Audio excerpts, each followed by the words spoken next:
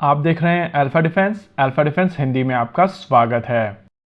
आज के इस वीडियो में हम लोग बात करने वाले हैं भारतीय थल सेना के एक मिनी यूएवी के बारे में जो पाकिस्तान चला गया था। भारतीय थल सेना की तरफ से मीडिया के साथ में जो स्टेटमेंट शेयर किया गया था उसमें बताया गया था कि सुबह 9:25 पर एक मिनी यूएवी ट्रेनिंग मिशन के ऊपर था और ये ट्रेनिंग मिशन इंडियन टेरिटरी के अंदर था। लेकिन इसी ट्रेनिंग मिशन के दौरान इस यूएवी में एक ग्लिच आया और इसी टेक्निकल ग्लिच के चलते ये यूएवी ड्रिफ्ट करके पाकिस्तान में चला गया। आगे भारतीय थल सेना के स्टेटमेंट में यह भी मेंशन किया गया है कि ड्रिफ्ट होने के बाद में ये यूएवी पाकिस्तान के कब्जे वाले कश्मीर के निकियाल सेक्टर में चला गया था, जो बेसिकली बिम्बर गली के ऑपोजिट है। वैसे इन जगहों के बारे में हम लोग क्यों बात कर रहे हैं उसको भी समझ लीजिए। देखिए, ये वही इलाका है जहाँ पर पाकिस्तान की तरफ से लगातार कोशिशें की जाती है इन्फिल्ट्रेशन की। पिछले कुछ समय से भारतीय सेनाओं के ऊपर जो एम्बुश अटैक्स हुए हैं वहाँ पर आतंकवादी इसी इलाके से इन्फिल्ट्रेट करके आए थे और यहाँ की टेरेन काफी डिफिकल्ट टेरेन है। इस समय भारतीय थल सेना की तरफ से सभी फॉरवर्ड इलाके में एक इंटेंस सर्च की जा रही है और हर तरीके के हाइडआउट्स, केव्स, टनल्स और पानी के तेज बहाव के चलते जो कटाव होता है उन सभी को सर्च किया जा रहा है। मोरलेस ये चीज हम सभी को पता है कि यहाँ पर कुछ कॉकरोचेस मौजूद हैं और ये बेसिकली पेस्ट कंट्रोल एक्सरसाइज है। इसी पेस्ट कंट्रोल एक्सरसाइज के दौरान भारतीय थल सेना की तरफ से अपने एक स्विच यूएवी का प्रयोग किया जा रहा था और बताया जा रहा है कि तेज हवाओं के चलते ये स्विच यूएवी अपने आप को मेंटेन नहीं कर पाया था। इस यूएवी का वजन केवल 7 किलोग्राम का है और ये लगभग 2 घंटे तक हवा में रह सकता है।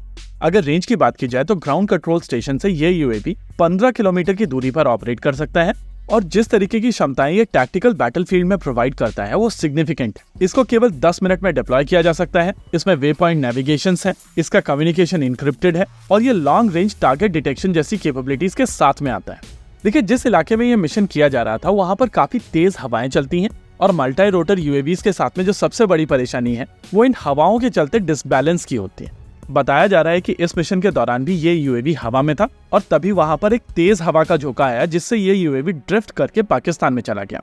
वैसे इस यूएवी में रिटर्न टू होम वाला ऑप्शन है, जिसके चलते अगर ग्राउंड कंट्रोल स्टेशन के साथ में इसका कॉन्टैक्ट टूट भी जाता है तो ये यूएवी रिटर्न होकर अपने बेस पर वापस आ जाता है। लेकिन इस केस में ऐसा हुआ नहीं और इस चीज को भी इंडियन आर्मी की तरफ से टेक्निकल ग्लिच में ही कंसिडर किया जा रहा है। इसके अलावा इंडियन आर्मी के स्टेटमेंट में यह भी मेंशन किया गया था कि भारत की तरफ से पाकिस्तान को हॉटलाइन के ऊपर कॉल करके बता दिया गया था कि उनकी तरफ भारत का एक यूएवी आया है और अगर उनको ये यूएवी मिलता है तो वो भारत को इसको वापस कर दें।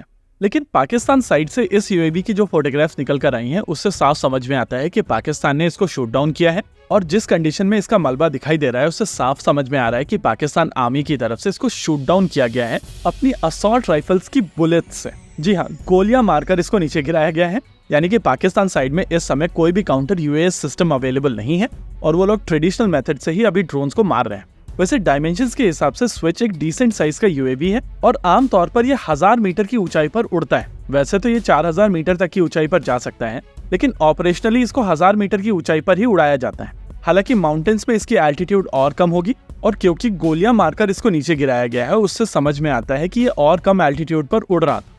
वैसे कुछ पाकिस्तानियों की तरफ से कहा जा रहा है कि भारत और पाकिस्तान के बीच में जो एंगेजमेंट रूल्स है लाइन ऑफ कंट्रोल पर, उनको यहाँ पर वायलेट किया गया है। लेकिन रियलिटी यह है कि भारत और पाकिस्तान के बीच में लाइन ऑफ कंट्रोल के ऊपर एंगेजमेंट रूल्स फिक्स विंग और रोटेटरी विंग एयरक्राफ्ट के लिए, जी हाँ, एयरक्राफ्ट के लिए। और ये जो सिस्टम पाकिस्तान में गया है ये यूएएस है, यानी कि अनमैन्ड एरियल सिस्टम। वैसे स्विच के ऊपर गोलियां चलाकर पाकिस्तान आर्मी की तरफ से अपनी कुछ साख को बचाया गया है, क्योंकि इससे पहले जब भारत की supersonic cruise missile system BrahMos Pakistan में गई थी तो पाकिस्तानी आर्म फोर्सेस के सिस्टम इसको सही तरीके से ट्रैक भी नहीं कर पाए। 2 दिन पहले भारतीय वायुसेना की एक रैम्पेज मिसफायर हुई थी जो पाकिस्तान बॉर्डर से 200 किलोमीटर दूर गिरी थी, लेकिन आप सभी को पता है कि रैम्पेज की रेंज 350 किलोमीटर से ज्यादा की है।